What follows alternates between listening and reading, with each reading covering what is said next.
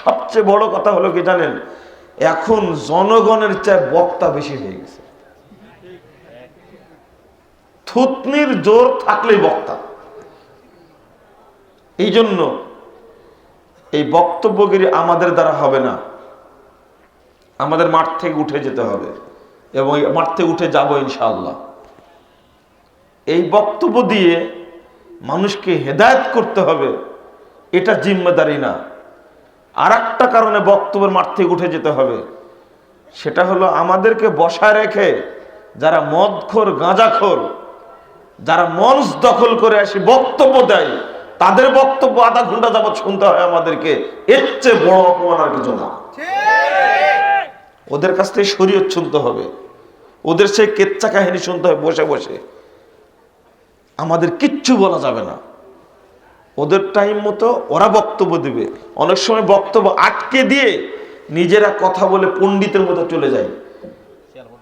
আমরা ওদের মঞ্চ দখল করতে যাই, ওই যে কামড়া কামড়ি করে, ওদের মঞ্চ দখল করতে যাই আমরা কখনো? ওরা কেন ইটমাট দখল করে, ওরা কেন মসজিদ দখল করে, ওরা কেন জালসা দখল করে? কে জবাব দিবে? মূর্খ মানুষের বক্তব্য। আমি ইঞ্জিনিয়ার না, আমি ইঞ্জিনিয়ারগিরি করব না। আমার কি ঠেকা পড়েছে যে এই মসজিদে কত টন রড লাগবে সেই হিসাব আমার করতে? আমার দরকার এটা? ইঞ্জিনিয়ার আসতে হবে। আমি দেখতে যাব না কার অ্যাপেন্ডিসাইড হয়েছে, পালস তার কত, এইগুলো আমি কি দেখতে যাব? আমি কি ডাক্তার নাকি? আমি ডাক্তার নয়, আমি ডাক্তারি করতে যাব কেন? আরে তুমি তো আরবি সম্পর্কে জানো না, তোমার বোধ বুদ্ধি নাই, এ ব্যাপারে পড়াশোনা নাই। তুমি জালসার মাঠে এসে বক্তব্য দেবা দিনের উপরে, আমাকে তুমি দিন শেখাবে? কি সহ্য করা যায় এগুলো? যা বলে তার 16 আনার মধ্যে 14 আনা মিথ্যা কথা। এই জন্য বক্তব্যের মাঠে থাকা খুব মুশকিল। বলছিলাম আপনাদেরকে, আপনি ভাবুন, অন্যদের কথা বাদ দেন, দিনদার মানুষ, দরিদ্র মানুষ, খেটে খান, আপনারা উপস্থিত হয়েছেন।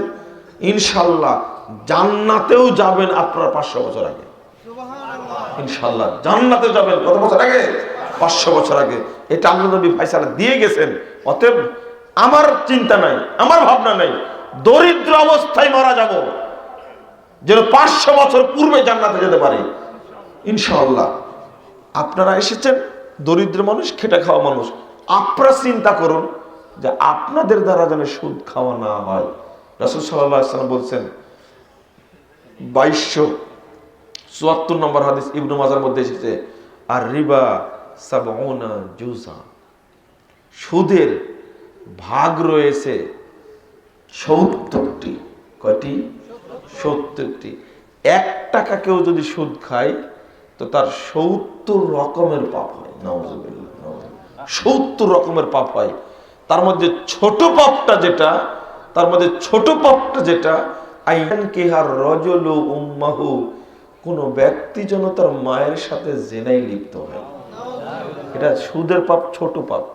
এই বেকুব কোথাকার, তুমি সুদখোর, তুমি যতদিন থেকে সুদ খাচ্ছ ততদিন থেকে তোমার মায়ের সাথে জেনা করছো। তুমি জেনা চলমান। এখন যারা সুদ খাচ্ছে তাদের জেনা চলমান, যারা সুদ খাচ্ছে তাদের জেনা চলমান, যারা সুদ খাচ্ছে তাদের জেনা চলমান, যারা সুদ খাচ্ছে তাদের মায়ের সাথে জেনা চলমান। অধিকাংশ মহিলা সুদে টাকা লাগায়, পুরুষদের সাথে চেয়ে মহিলারা সুদখোর এবং সুদদাতা বেশি।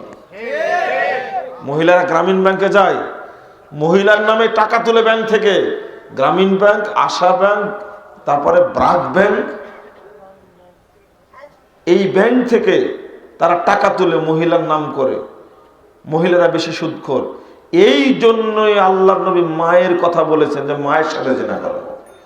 ও মহিলা, তুমি যদি সুদখোর হও, ব্যাংক থেকে সুদ নিয়ে আসো, তাহলে তুমি মনে রেখো তুমি তোমার সন্তানের সাথে জিনায় লিপ্ত আছো। নাউযুবিল্লাহ। আর জিনার কথা কেন? আর একটা হাদিস 3 নম্বর খণ্ডের 16 পৃষ্ঠা দারাকুতনির মধ্যে এসেছে। রাসূলুল্লাহ সাল্লাল্লাহু আলাইহি ওয়াসাল্লাম বলছেন, মান আকালা দিরহামান রিবা, যে ব্যক্তি 1 টাকা সুদ খাবে অভয় আলাম, জেনে 1 টাকা সুদ খাচ্ছে, যেটা সুদের টাকা, আসাদ্দু মিন সিত্তাতি ওয়া সালাসিনা জানিয়া, ওই ব্যক্তি 36 বার জেনা করার চেয়ে বড় পাপ করবে। 1 টাকা সুদ খেলে 36 বার জেনা করার চেয়ে বড় পাপ হয়। আস্তাগফিরুল্লাহ, আস্তাগফিরুল্লাহ, আস্তাগফিরুল্লাহ।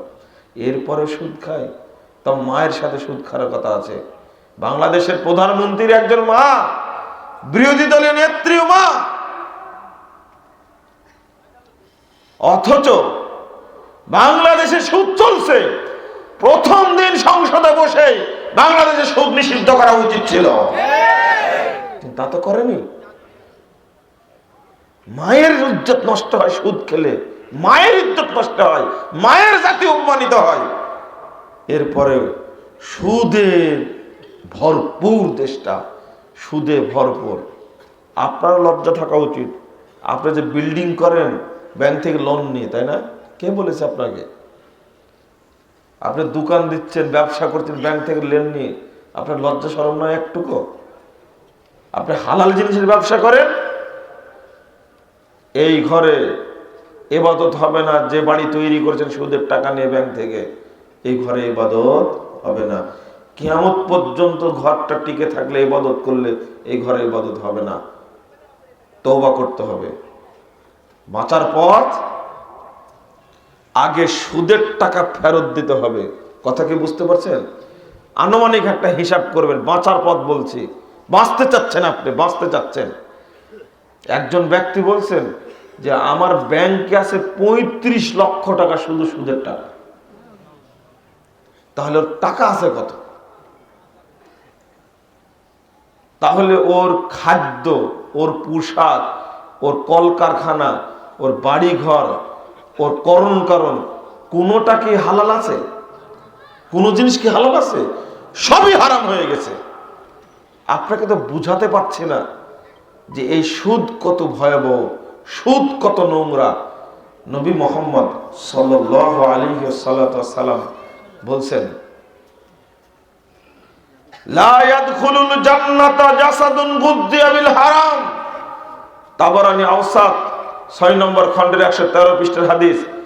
ওই দেহ জান্নাতে প্রবেশ করবে না যে দেহ তৈরি করে হয়েছে, যে দেহ তৈরি হয়েছে হারাম খাদ্য দ্বারা, এই দেহ জান্নাতে যাবে না। আপনার শরীরটা হালাল না হারাম? যদি সুদখোর হন, হালাল না হারাম?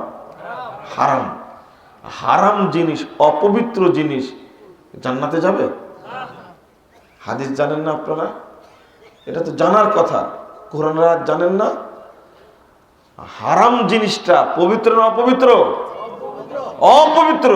হালাল জিনিসটা পবিত্র না অপবিত্র? পবিত্র। যেটাই হালাল সেটাই পবিত্র, যেটা হালাল সেটা অপবিত্র, আর যেটা হারাম সেটা অপবিত্র। যেটা হারাম সেটা অপবিত্র। আল্লাহ বলছেন সূরা আরাফ 157 নম্বর আয়াত, ওয়া ইউহিল্লু লাহুমুত তাইয়্যিবাত ওয়া ইউহাররিমু আলাইহিমুল খাবাইস। আল্লাহ মানুষের জন্য পবিত্র বস্তুকে হালাল করেছেন, অপবিত্র বস্তুকে হারাম করেছেন। আল্লাহ পবিত্র বস্তুকে হালাল করেছেন, অপবিত্র বস্তুকে হারাম করেছেন। এবার আপনারা বলুন, সুদ হালাল না হারাম? এবার বলুন, পবিত্র না অপবিত্র? অপবিত্র। তাহলে আপনার দেহ অপবিত্র, এই অপবিত্র দেহ জান্নাতে যাবে? এই অপবিত্র দেহ জান্নাতে যাবে না, অসম্ভব। আপনার ইবাদত কবুল হবে না। আপনি হারাম খেয়ে ইবাদত করছেন, আত্মসাৎ করা টাকা, দুর্নীতির টাকা, সুদের টাকা আপনি খাচ্ছেন আর ইবাদত করছেন। আপনার ইবাদত আল্লাহর দরবারে কবুল হবে না। দলিল 326 পৃষ্ঠা খুলুন, প্রথম খণ্ডের সহিহ মুসলিম। আল্লাহ রাসূল সাল্লাল্লাহু আলাইহি ওয়াসাল্লাম বলেছেন, ইন্নাল্লাহা তাইয়্যিব লা ইয়াকবালু ইল্লা তাইয়্যিবা। নিশ্চয় আল্লাহ পবিত্র, নিশ্চয় আল্লাহ পবিত্র, তিনি পবিত্র বস্তু ছাড়া কবুল করেন না। ইন্নাল্লাহা তাইয়্যিব, নিশ্চয় আল্লাহ পবিত্র, লা ইয়াকবালু ইল্লা তাইয়্যিবা, পবিত্র বস্তু ছাড়া কবুল করেন না। আপনি যাবেন কোথায়? আপনি কোথায় যাবেন? আপনার বুঝের জন্য, আপনাকে বুঝানোর জন্য হাদিসটার পূর্ণাঙ্গ অনুবাদ করছে। আল্লাহ রাসূল উদাহরণ দিচ্ছেন, ফাযাকারা রাজুল ইতিল সাফারা আশআসা আকবার। একজন ব্যক্তির কথা বলছেন, সফর করতে করতে লম্বা সফর হয়ে গেছে। সেই চিটাগাং থেকে রওনা দিয়েছে, চলে গেছে একেবারে চাঁপাইনবাবগঞ্জে, শেষ সীমানায়। যাওয়ার পরে তার টাকা পয়সা শেষ হয়ে গেছে। আল্লাহ নবী বলছেন, সে ক্ষুধায়, তৃষ্ণায়, পিপাসায়, অসহায়ত্বে, ধুলায় মুখটা মলিন হয়ে গেছে, চুলগুলো উস্কো খুস্কো হয়ে গেছে, এলোমেলো হয়ে গেছে। এমত অবস্থায় এই মুসাফির ব্যক্তি ফামাদ্দা ইয়াদাইহি ইলা সামা, দুইখানা হাত আসমানের দিকে তুলে বলছেন, ইয়া রব্বি, ইয়া রব্বি, হে আমার রব, আমি অসহায়, হে আমার রব, আমি অসহায় বলে চিৎকার করছে।